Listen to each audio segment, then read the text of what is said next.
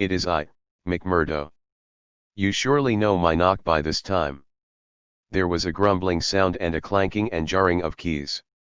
The door swung heavily back, and a short, deep-chested man stood in the opening, with the yellow light of the lantern shining upon his protruded face and twinkling distrustful eyes.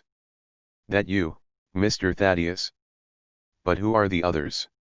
I had no orders about them from the master. No, McMurdo. You surprise me. I told my brother last night that I should bring some friends. He ain't been out o' his room today, Mr. Thaddeus, and I have no orders. You know very well that I must stick to regulations. I can let you in, but your friends must just stop where they are. This was an unexpected obstacle. Thaddeus Sholto looked about him in a perplexed and helpless manner. This is too bad of you, McMurdo, he said. If I guarantee them, that is enough for you. There is the young lady, too. She cannot wait on the public road at this hour. Very sorry, Mr. Thaddeus, said the porter, inexorably. Folk may be friends o' yours, and yet no friends o' the master's. He pays me well to do my duty, and my duty I'll do. I don't know none o' your friends. Oh, yes you do, McMurdo, cried Sherlock Holmes, genially. I don't think you can have forgotten me. Don't you remember the amateur who fought 3 rounds with you at Allison's rooms on the night of your benefit 4 years back? Not Mr. Sherlock Holmes, roared the prize fighter. God's truth, how could I have mistook you? If instead o' standin' there so quiet you had just stepped up and given me that cross hit of yours under the jaw, I'd ha' known you without a question. Ah, you're one that has wasted your gifts, you have. You might have aimed high, if you had joined the fancy. You see, Watson, if all else fails me I have still one of the scientific professions open to me, said Holmes, laughing. Our friend won't keep us out in the cold now, I am sure. In you come, sir, in you come you and your friends, he answered. Very sorry, Mr. Thaddeus, but orders are very strict. Had to be certain of your friends before I let them in. Inside, a gravel path wound through desolate grounds to a huge clump of a house, square and prosaic, all plunged in shadow save where a moonbeam struck one corner and glimmered in a garret window. The vast size of the building, with its gloom and its deathly silence, struck a chill to the heart. Even Thaddeus Sholto seemed ill at ease, and the lantern quivered and rattled in his hand. I cannot understand it, he said. There must be some mistake. I distinctly told Bartholomew that we should be here, and yet there is no light in his window. I do not know what to make of it. Does he always guard the premises in this way? Asked Holmes. Yes, he has followed my father's custom. He was the favorite son, you know, and I sometimes think that my father may have told him more than he ever told me. That is Bartholomew's window up there where the moonshine strikes. It is quite bright, but there is no light from within, I think. None, said Holmes. But I see the glint of a light in that little window beside the door. Ah, that is the housekeeper's room. That is where old Mrs. Burnstone sits. She can tell us all about it. But perhaps you would not mind waiting here for a minute or two, for if we all go in together and she has no word of our coming she may be alarmed. But hush! What is that? He held up the lantern, and his hand shook until the circles of light flickered and wavered all round us. Miss Morstan seized my wrist, and we all stood with thumping hearts, straining our ears. From the great black house there sounded through the silent night the saddest and most pitiful of sounds, the shrill, broken whimpering of a frightened woman. It is Mrs. Burnstone, said Sholto. She is the only woman in the house. Wait here. I shall be back in a moment. He hurried for the door, and knocked in his peculiar way. We could see a tall old woman admit him, and sway with pleasure at the very sight of him. Oh, Mr. Thaddeus, sir, I am so glad you have come. I am so glad you have come, Mr. Thaddeus, sir. We heard her reiterated rejoicings until the door was closed and her voice died away into a muffled monotone. Our guide had left us the lantern. Holmes swung it slowly round, and peered keenly at the house, and at the great rubbish heaps which cumbered the grounds. Miss Morstan and I stood together, and her hand was in mine. A wondrous subtle thing is love, for here were we two who had never seen each other before that day, between whom no word or even look of affection had ever passed, and yet now in an hour of trouble our hands instinctively sought for each other. I have marvelled at it since, but at the time it seemed the most natural thing that I should go out to her so, and, as she has often told me, there was in her also the instinct to turn to me for comfort and protection. So we stood hand in hand, like two children, and there was peace in our hearts for all the dark things that surrounded us. "What a strange place," she said, looking round. "It looks as though all the moles in England had been let loose in it. I have seen something of the sort on the side of a hill near Ballarat, where the prospectors had been at work." "And from the same cause," said Holmes. "These are the traces of the treasure seekers. You must remember that they were 6 years looking for it. No wonder that the grounds look like a gravel pit." At that moment the door of the house burst open, and Thaddeus Sholto came running out, with his hands thrown forward and terror in his eyes. "There is something amiss with Bartholomew," he cried. "I am frightened. My nerves cannot stand it." He was, indeed, half blubbering with fear, and his twitching feeble face peeping out from the great astrakhan collar had the helpless appealing expression of a terrified child. "Come into the house," said Holmes, in his crisp, firm way. "Yes, do," pleaded Thaddeus Sholto. "I really do not feel equal to giving directions." We all followed him into the housekeeper's room, which stood upon the left-hand side of the passage.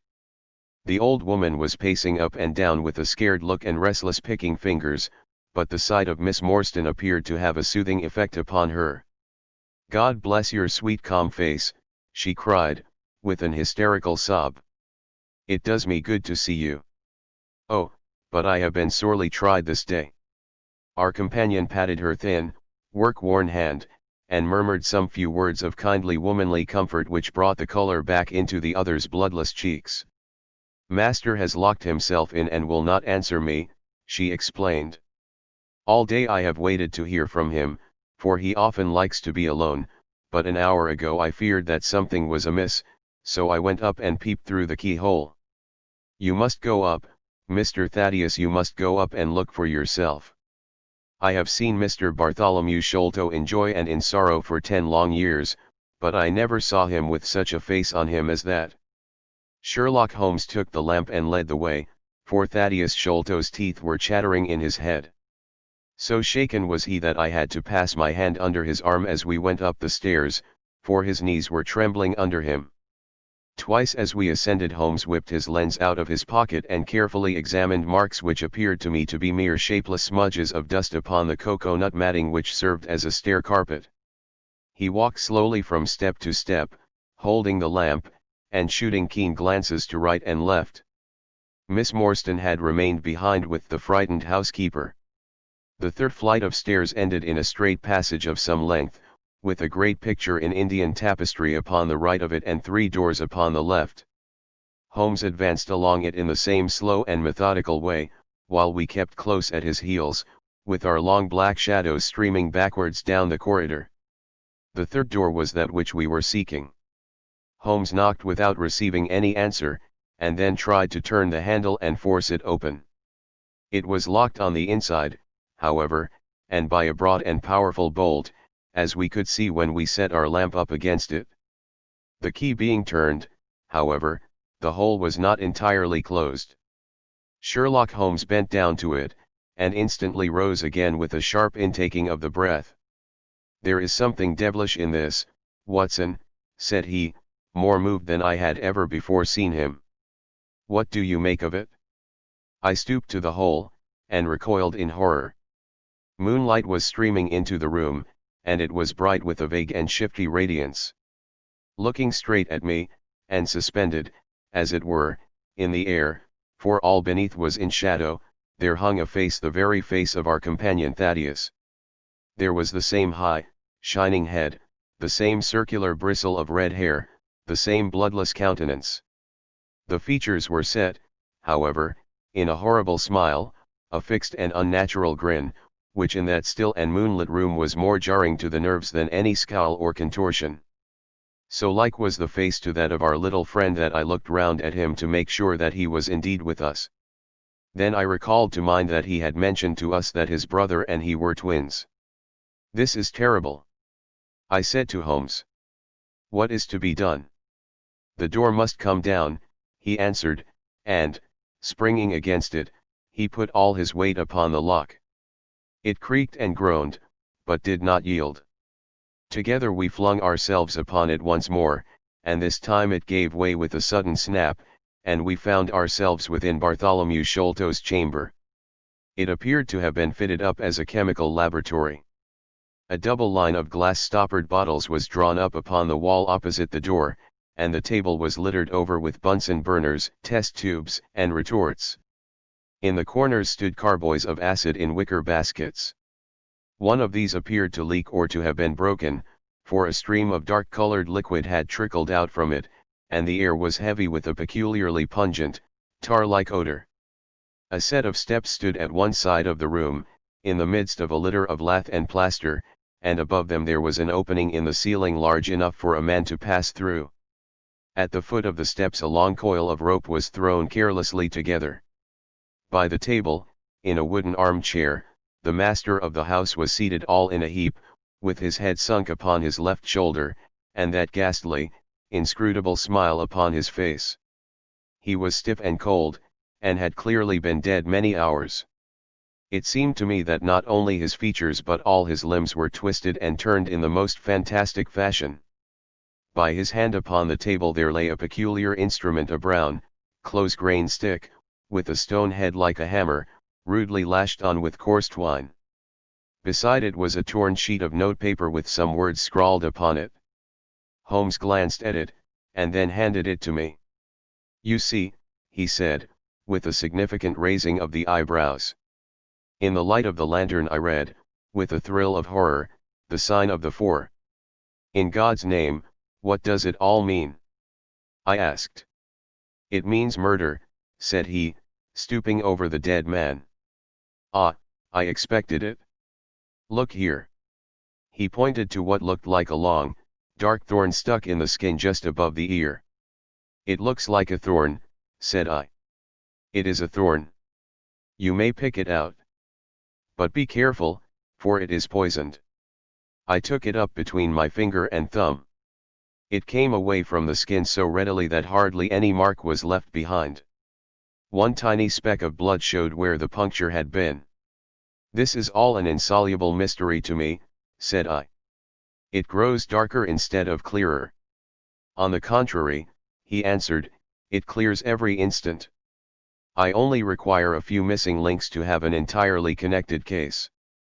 We had almost forgotten our companion's presence since we entered the chamber. He was still standing in the doorway, the very picture of terror, wringing his hands and moaning to himself. Suddenly, however, he broke out into a sharp, querulous cry. "The treasure is gone," he said. "They have robbed him of the treasure. There is the hole through which we lowered it. I helped him to do it. I was the last person who saw him. I left him here last night, and I heard him lock the door as I came downstairs." "What time was that?" "It was 10 o'clock. And now he is dead, and the police will be called in, and I shall be suspected of having had a hand in it." "Oh, yes, I am sure I shall. But you don't think so, gentlemen? Surely you don't think that it was I? Is it likely that I would have brought you here if it were I? Oh, dear. Oh, dear. I know that I shall go mad." He jerked his arms and stamped his feet in a kind of convulsive frenzy. "You have no reason for fear, Mr. Sholto," said Holmes, kindly, putting his hand upon his shoulder. "Take my advice, and drive down to the station to report this matter to the police. Offer to assist them in every way. We shall wait here until your return." The little man obeyed in a half-stupefied fashion, and we heard him stumbling down the stairs in the dark. Chapter 6. Sherlock Holmes gives a demonstration. "Now, Watson," said Holmes, rubbing his hands, "we have half an hour to ourselves. Let us make good use of it. My case is, as I have told you, almost complete, but we must not err on the side of overconfidence. Simple as the case seems now, there may be something deeper underlying it." "Simple?" I ejaculated. "Surely," said he, with something of the air of a clinical professor expounding to his class.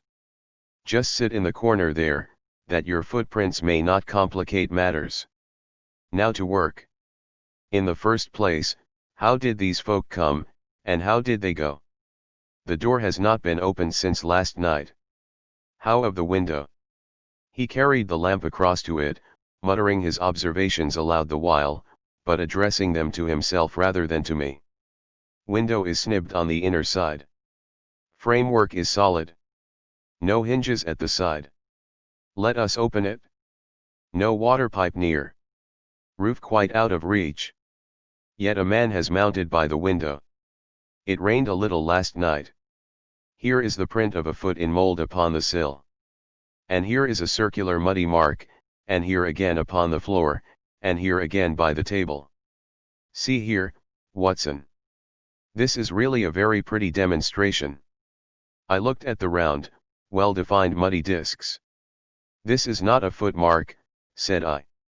"It is something much more valuable to us. It is the impression of a wooden stump. You see here on the sill is the boot mark, a heavy boot with the broad metal heel, and beside it is the mark of the timber toe. It is the wooden-legged man." "Quite so. But there has been someone else, a very able and efficient ally. Could you scale that wall, Doctor?" I looked out of the open window. The moon still shone brightly on that angle of the house. We were a good 60 feet from the ground, and, look where I would, I could see no foothold, nor as much as a crevice in the brickwork. "It is absolutely impossible," I answered. "Without aid it is so. But suppose you had a friend up here who lowered you this good stout rope which I see in the corner, securing one end of it to this great hook in the wall. Then, I think, if you were an active man, you might swarm up, wooden leg and all. You would depart, of course, in the same fashion, and your ally would draw up the rope, untie it from the hook, shut the window, snib it on the inside, and get away in the way that he originally came.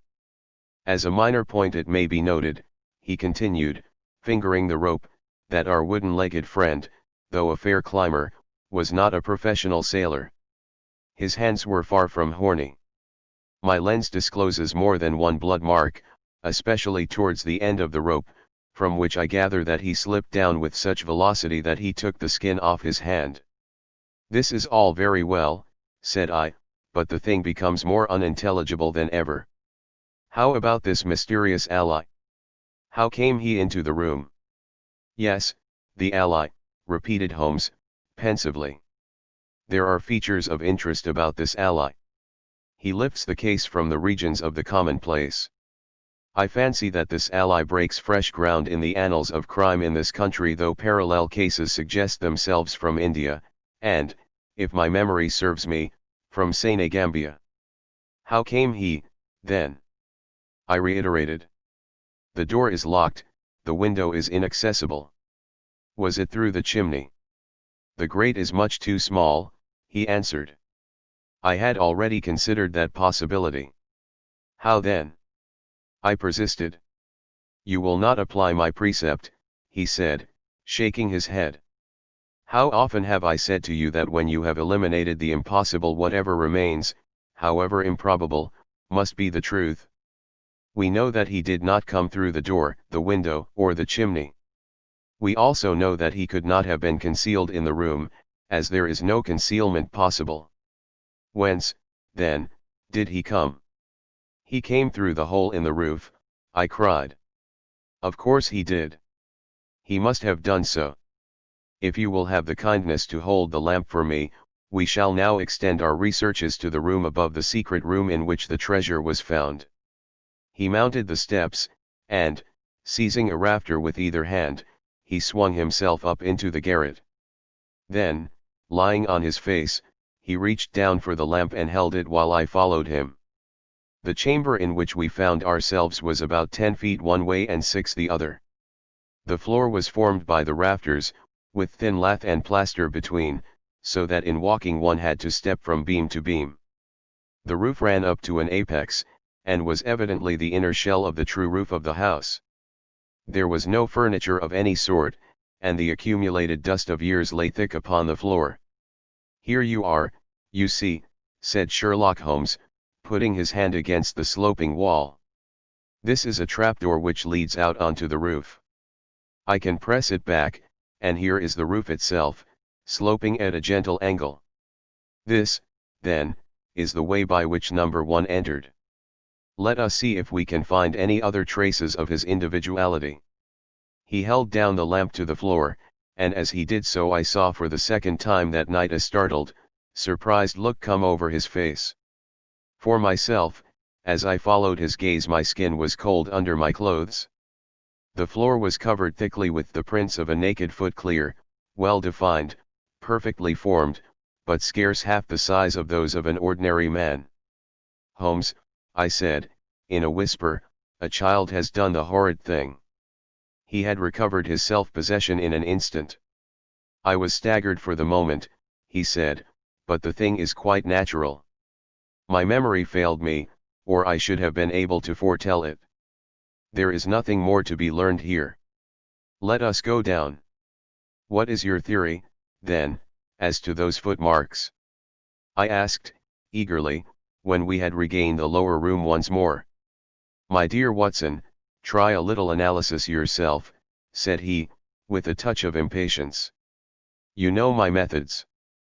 Apply them, and it will be instructive to compare results." "I cannot conceive anything which will cover the facts," I answered. "It will be clear enough to you soon," he said, in an offhand way.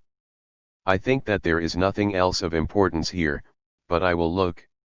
He whipped out his lens and a tape measure, and hurried about the room on his knees, measuring, comparing, examining, with his long thin nose only a few inches from the planks, and his beady eyes gleaming and deep-set like those of a bird.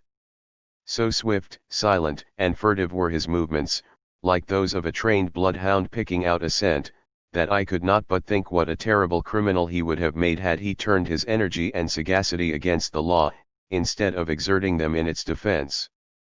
As he hunted about, he kept muttering to himself, and finally he broke out into a loud crow of delight. "We are certainly in luck," said he. "We ought to have very little trouble now. Number 1 has had the misfortune to tread in the creosote. You can see the outline of the edge of his small foot here at the side of this evil-smelling mess. The carboy has been cracked, you see, and the stuff has leaked out." "What then?" I asked. "Why, we have got him, that's all," said he. "I know a dog that would follow that scent to the world's end. If a pack can track a trailed herring across a shire, how far can a specially trained hound follow so pungent a smell as this? It sounds like a sum in the rule of 3. The answer should give us the but hello. Here are the accredited representatives of the law." Heavy steps and the clamour of loud voices were audible from below, and the hall door shut with a loud crash. "Before they come," said Holmes, "just put your hand here on this poor fellow's arm, and here on his leg. What do you feel?"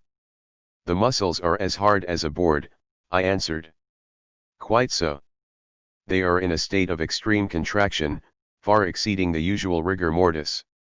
Coupled with this distortion of the face, this Hippocratic smile, or risus sardonicus, as the old writers called it, what conclusion would it suggest to your mind?"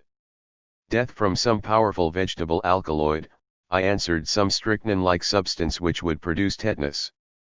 That was the idea which occurred to me the instant I saw the drawn muscles of the face.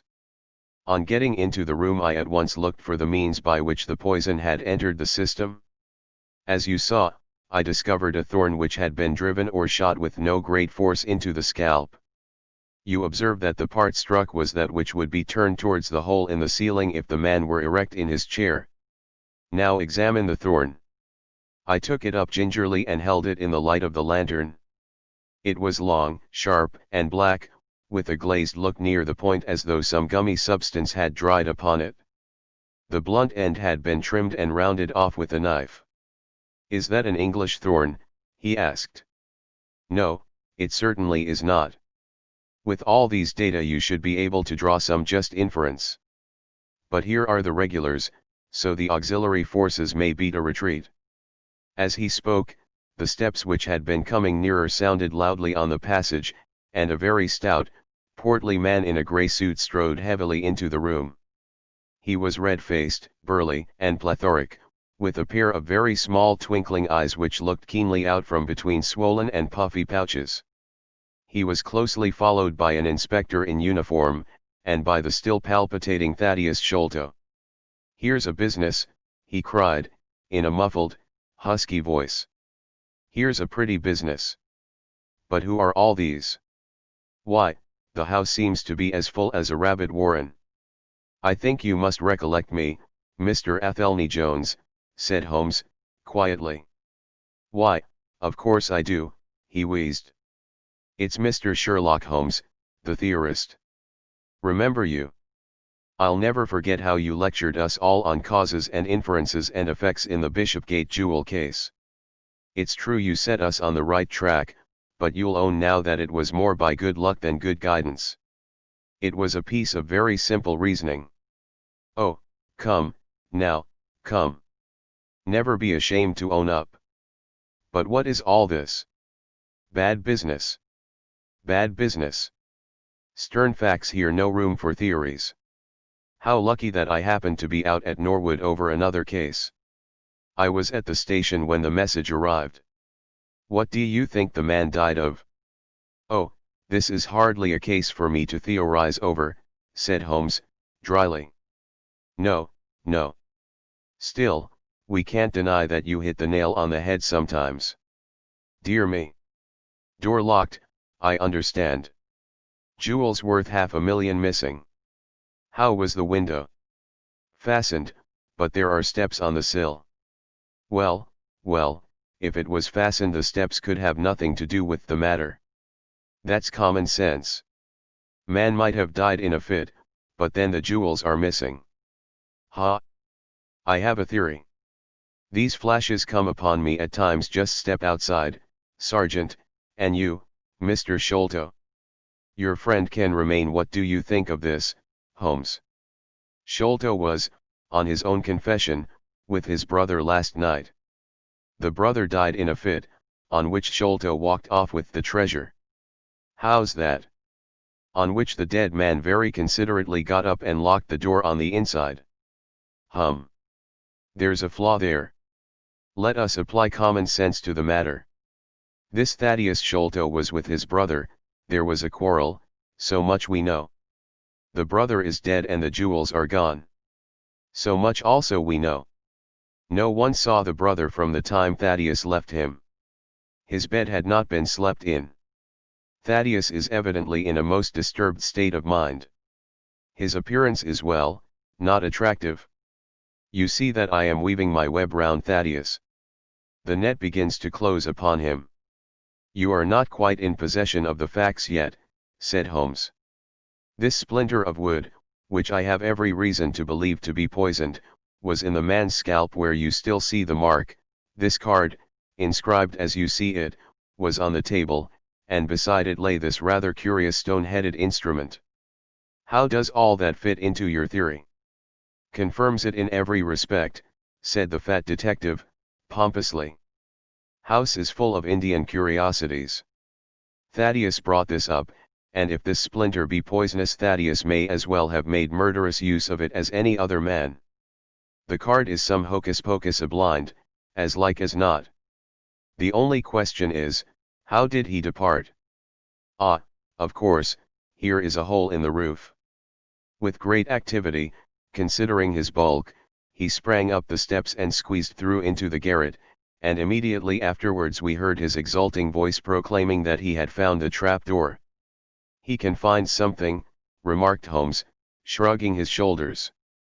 "He has occasional glimmerings of reason. Il n'y a pas de sots si incommodes que ceux qui ont de l'esprit." "You see," said Athelney Jones, reappearing down the steps again. "Facts are better than mere theories, after all. My view of the case is confirmed. There is a trapdoor communicating with the roof, and it is partly open. It was I who opened it." "Oh, indeed. You did notice it, then?" He seemed a little crestfallen at the discovery. "Well, whoever noticed it, it shows how our gentleman got away." "Inspector." "Yes, sir, from the passage. Ask Mr. Sholto to step this way. Mr. Sholto, it is my duty to inform you that anything which you may say will be used against you. I arrest you in the Queen's name as being concerned in the death of your brother." "There, now. Didn't I tell you?" cried the poor little man, throwing out his hands, and looking from one to the other of us. "Don't trouble yourself about it, Mr. Sholto," said Holmes. "I think that I can engage to clear you of the charge." "Don't promise too much, Mr. Theorist, don't promise too much," snapped the detective. "You may find it a harder matter than you think. Not only will I clear him, Mr. Jones, but I will make you a free present of the name and description of one of the two people who were in this room last night. His name, I have every reason to believe, is Jonathan Small. He is a poorly educated man, small, active, with his right leg off, and wearing a wooden stump which is worn away upon the inner side. His left boot has a coarse, square-toed sole, with an iron band round the heel. He is a middle-aged man, much sunburned, and has been a convict. These few indications may be of some assistance to you, coupled with the fact that there is a good deal of skin missing from the palm of his hand." "The other man?" "Ah, the other man?" asked Athelney Jones, in a sneering voice, but impressed none the less, as I could easily see, by the precision of the other's manner. "Is a rather curious person," said Sherlock Holmes, turning upon his heel. "I hope before very long to be able to introduce you to the pair of them. A word with you, Watson." He led me out to the head of the stair. "This unexpected occurrence," he said, "has caused us rather to lose sight of the original purpose of our journey." "I have just been thinking so," I answered. "It is not right that Miss Morstan should remain in this stricken house." "No. You must escort her home. She lives with Mrs. Cecil Forrester, in Lower Camberwell, so it is not very far. I will wait for you here if you will drive out again. Or perhaps you are too tired." "By no means. I don't think I could rest until I know more of this fantastic business. I have seen something of the rough side of life, but I give you my word that this quick succession of strange surprises tonight has shaken my nerve completely. I should like, however, to see the matter through with you, now that I have got so far."